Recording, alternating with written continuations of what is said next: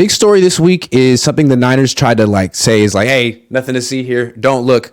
Deloading. It's a new term. It's a new concept. They didn't tell us it was going to be happening, but it happened.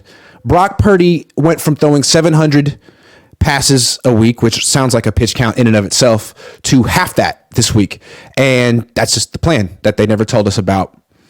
Sounds like the kind of thing you would do if a quarterback were experiencing, call it what you want, arm tiredness, arm fatigue, dead arm, they used to call it back in the... If you have anything like that, good time to throttle back and deload or whatever BS term you want to call it. What do you think is going on here? Do you give the Niners the benefit? Do you take their explanation at face value, which is fair, or are you starting to wonder? I mean, you kind of have to wonder. I said this with Ryan Hensley the other day. Is it a story at the moment? Not necessarily, because we did see Brock Purdy go through the majority of preseason playing as normally and then go through the majority of training camp and things like that. However, you do have to wonder, right? Coming into week one, you don't want your quarterback, especially your starting quarterback, the guy who you've kind of now said is the face of the franchise, limited at all. And unfortunately, the 49ers are, they're maneuvering behind the scenes. They're saying how he initially was on that, that pitch count, and now he's on a different kind of deloading kind of period. You do have to worry a little bit. At the moment, I'm not as worried, but if this kind of lingers into the beginning of week one and, the preparation for week one, that's where you're like, I don't know. Here's why I don't take the Niners at face value. I feel like I can't. Let's go back to Trey Lance. Remember, he broke his finger year one, right, in that preseason game against the Raiders. And then he played in the first drive of the first game. He started 2 games that season. He came back, was the starter next year. The Niners didn't say a word about the finger. No. They didn't say it was a problem. They essentially said it was no problem. Named him the starter. He broke his leg. He broke his ankle. And then they rewrite history and say, well, the reason he didn't really, develop the way we wanted, the reason he couldn't fix his mechanics until year 3 is because he had this devastating finger injury that we lied about. We didn't lie about, that we downplayed. It's like, okay, fair enough. But like, is that what's happening now? Are you downplaying this? And if he doesn't have the greatest season, are you going to come back next year and be like, well, I mean, his elbow was like messed up. I mean, they've done stuff like that before. And I mean, you got to even question it, right? Because like, I think a lot of this stuff is coming out now, right? We're about Trey Lance, about like, this finger injury kind of really derailed his season. He played. They played him a lot, like not a lot, but they played him in week 1 and then got shut out. And then they played him in week 4 and then they played him in week 17 with the season on the line. You could have brought somebody else in, but overall, it's like, you can use this as an excuse if you didn't play him, but they played him a lot. They even included and he threw the ball. He wasn't just running the ball. Exactly. I mean, and so you do have to.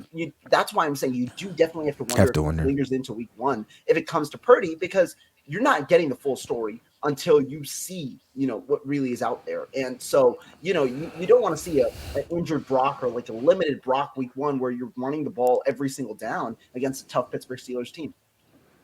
I just feel like the Niners do this where it's like they'll say, it's not an issue, nothing to see here. It's not an issue, nothing to see here. Then next year, if something went wrong, actually retroactively, that was the problem and that's our excuse and that's what we're going to say. And people are like, okay, yeah, that's fair. Like, I just don't know what to think with this team. They keep changing their story weekly, daily.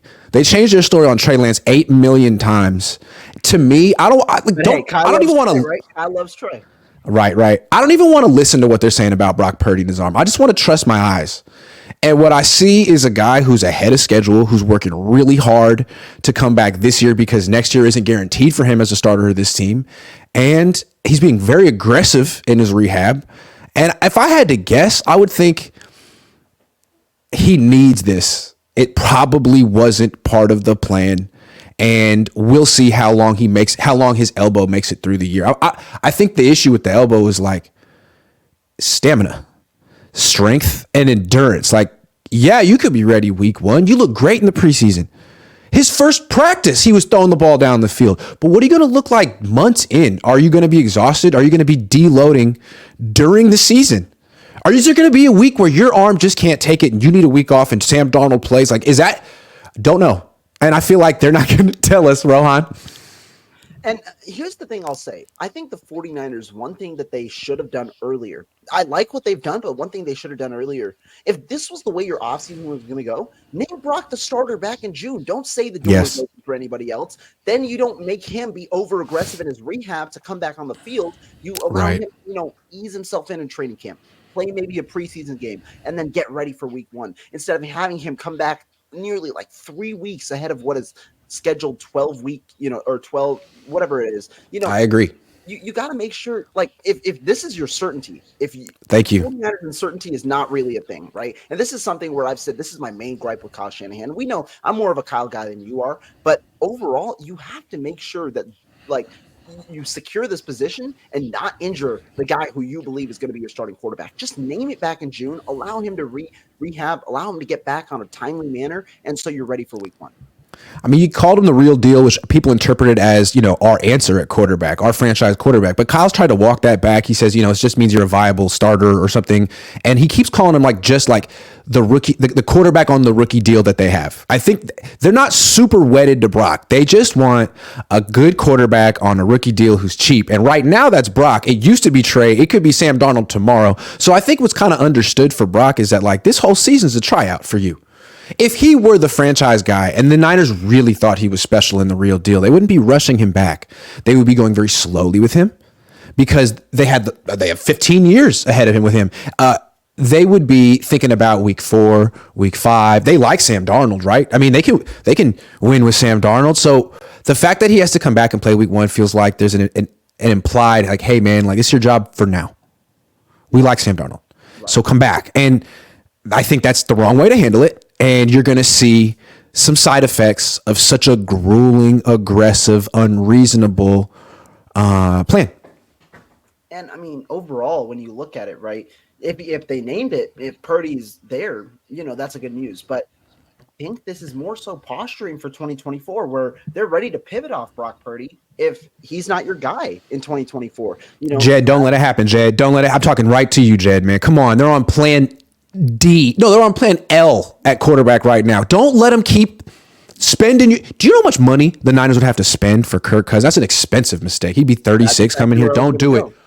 My God. Sorry, I just cut you off, but I got upset. No, but that's exactly where I'm going to go, right? Kirk Cousins. I mean, to me, if the 49ers, because Kyle right now, I think he's sensing some urgency. He himself, I don't even know if he's on the hot seat because I don't know if Jed York truly wants. Well, we're gonna talk about that next. Yeah, and but overall, I think that he wants urgency himself, and Kirk Cousins provides him probably the best chance to win a Super Bowl. If we're truly being honest, given the talent that he is at quarterback, the only thing is if you do that, you're going all in on 2024, and you're pivoting after that, essentially saying we're going to tank the years after that because we won't have the money to pay all of our players.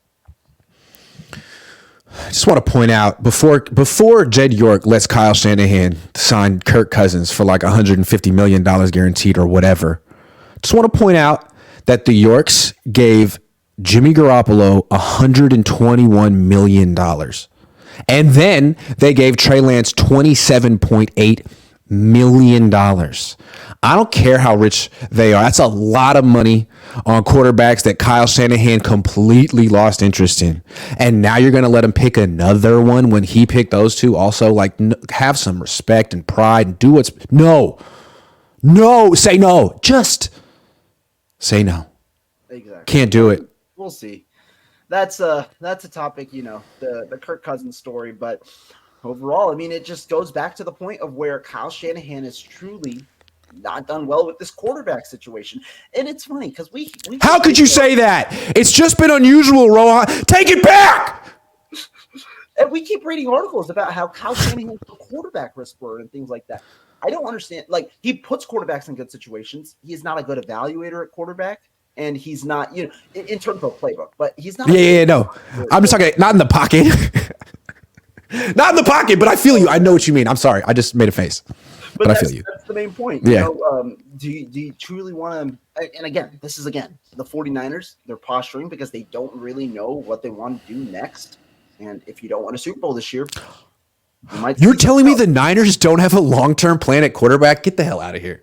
Now you're just trolling for views and clicks, man. You're saying the Niners don't have a coherent plan. Shoot, Are you saying that they have a weird situation at quarterback? You could get your credential taken away saying the word weird in Santa Clara. You're not allowed to say weird anymore. It's out. You can't say weird. You can't say the real deal. Well, actually, everyone's the real deal in Santa Clara. It's very nice. Everyone's egalitarian down there. You're the real deal, I guess. You're the real deal. When it comes to reporters. You're the real deal, man. All right, let's take a couple super chats. It's one, Ethan. Chances of Lance getting a ring before Kyle. Man, the Niners and the Cowboys are so mirror images of each other. I don't know.